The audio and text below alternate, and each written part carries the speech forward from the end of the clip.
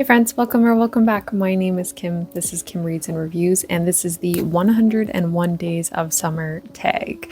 Thank you, Sui, for taking me to do this. The questions are going to be a lot of fun. It's very much summer themed, and we are in the middle of summer, so I'm excited to do them. They're some fun, cute little questions. All right, so the first question is barbecue time. Pick a favorite author. They are inviting you to a barbecue to announce their newest work. What do you hope they are announcing, and what are you bringing to share? Now, one of my favorite authors is Abby Jimenez, especially since this is like a summertime tag.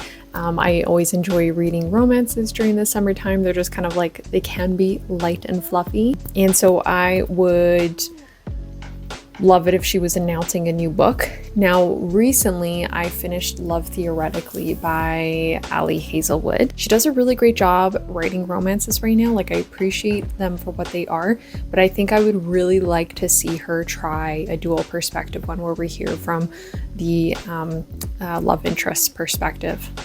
I'd really like that. I also don't know if she already has one out, so if she does, whoops, sorry, but And then what am I bringing to share? Chips.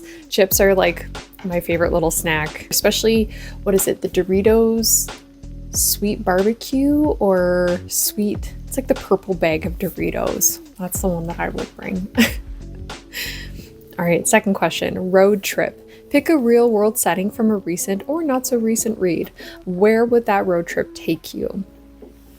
So I finished 2 books recently. One, Love Theoretically by Ali Hazelwood. I think that was located in Boston, I think. But I could be mistaken. The other one is Swimming in the Dark by Thomas Judrowski, and that is in Poland. And I've never been to Poland, and I have never been to Boston. So I would be open to either option, I think, as a road trip. But I feel like if it was a road trip, like, and I'm driving on the road to go there, I feel like Boston is probably more realistic, distracting. Third question, camping. Do you rough it, say a tent and sleeping bag, or do you require amenities? Will you read more than usual? I really enjoy camping, and when I do, tent and sleeping bag is like my preferred way to go about it. There's something about, like, especially when you're sleeping in the tent or you're in your tent and it's like raining and you hear the little pitter patter of the rain on your tent. It just makes for such like cozy vibes. Do you require amenities? I mean,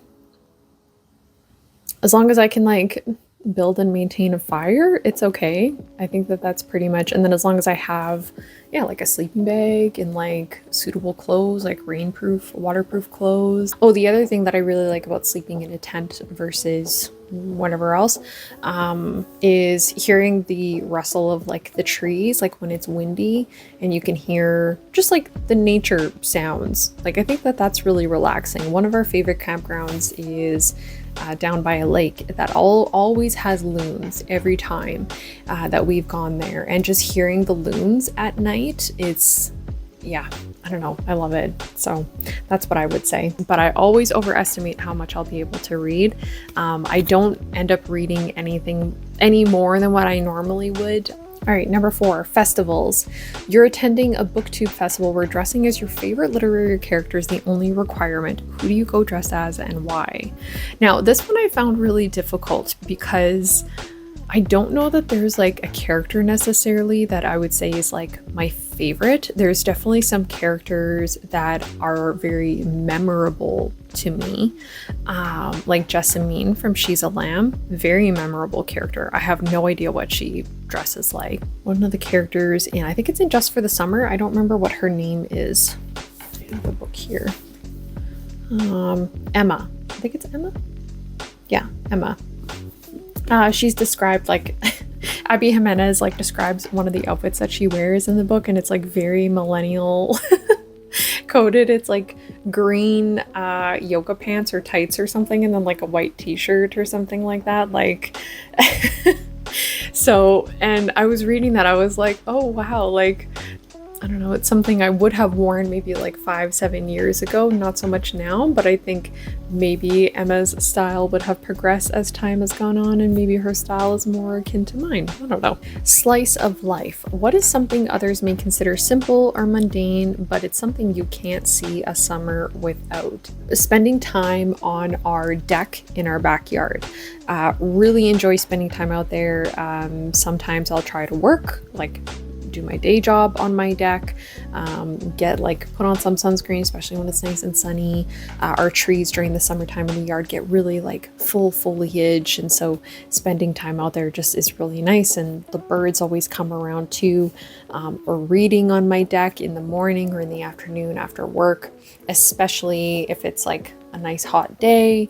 Yeah, really appreciate that. I find that, I suppose, like mundane and like very simple.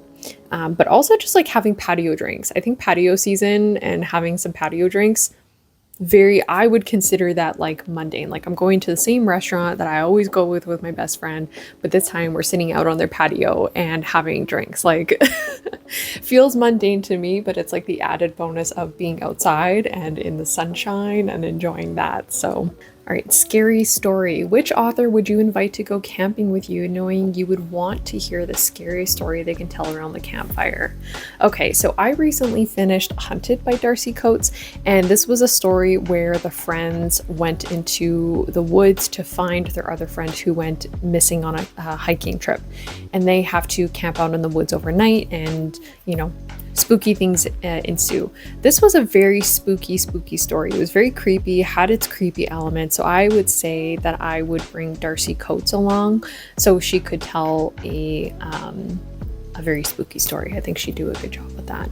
First love / summer crush. A romantic interest during the summer months often leads to a bittersweet ending or a lasting impact. Which do you prefer to read? And how does the age of the characters affect this opinion? Yeah, I mean, to answer the second question first, the age of the characters are kind of a big deal, I suppose, in romances to me, because I don't know, I prefer romances where the characters are late 20s, early 30s, or even older than that, because that's the age bracket I'm within. I don't think that I have read a bittersweet ending romance. I don't think I have. So I would probably say that the lasting impact romance is what I would probably prefer to read. Okay, nostalgia. What is a book or books that imbibe you with an overwhelming sense of summer nostalgia? They don't have to take place during summer, but provide a strong attachment somehow. Now, I bought this book when a few years ago, I think, at this point, and every time I think about this book or look at this book, I definitely think about that season or chapter within my life, because it was during a summer where, and I've always said that I wanted to really get more into, like, I don't know, a while ago, over the duration of my life, I was like, I want to go on hiking trips, I want to do camping more, I want to spend more time outdoors. It's something I really enjoy. And so that summer, I really kind of like made it my mission to get all the needed supplies, really familiarize myself with those activities, and just do the thing, right? Bring my friends along, let's all do it together. And I don't regret it. And it's kind of become a staple over the summers now. And so when I bought A Year in the Woods by Taborn Eklund, this is a author that very similar. He dedicated one night a month for an entire year in the woods, and he would go back to the same spot over the duration of that year for every month and see the seasons changing, see the changes in the vegetation, and just like how the campground would change. Not even campground, it was just like a random lake that he found and hiked to. And so I think that this book, whenever I look at it or think about it, it definitely imbibes that nostalgia feeling at that chapter in my life, in that season of my life where I made a promise to myself of something that I was going to do more of, because it helped me feel more grounded with myself and just like connect with nature better. And so yeah, every time I look at this book, I think of that time in my life, and yeah, every summer since. So I don't know, it's a really good book, and I'd recommend if you are also somebody who wants to get out in nature more. So, summer stories, that's the last question. What is a book or books you would recommend where summertime is the primary focus? I mean, Year in the Woods, obviously. Some of those months take place in the summertime. And so that's pretty good. Just for the Summer by Abby Jimenez. This entire story takes place over a summer, and it's right by a lake as well. And so, yeah, definitely nice summertime romance. And then summertime is the primary focus. This is a bit of an odd one, but the last one by Will Dean, I would recommend this as well. It takes place on a cruise, and I think there are some people out there who probably go on cruises like every year, every few years, and that's like your summer activity that you do with your family or your friends. So maybe I would recommend this one. And then what are some of the ones I have written here? Middle of the Night. This is by Riley Sager. I didn't love this one, but I think, you know, it has its audience out there. And this is like,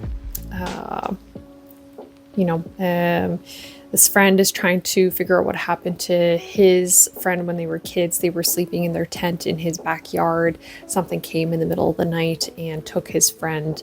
And and so now he's an adult, and he's just kind of been haunted and plagued by this memory because he was the last one to see his friend. And they embark on this kind of like journey to try and figure out what happens, because he thinks that the ghost of his friend is haunting him. And Hunted by Darcy Coates. I already talked about that one, but if you're up for a spooky summertime hiking read, I would say read that one. And then the last prompt is to tag some friends. I will tag some people in the comments down below.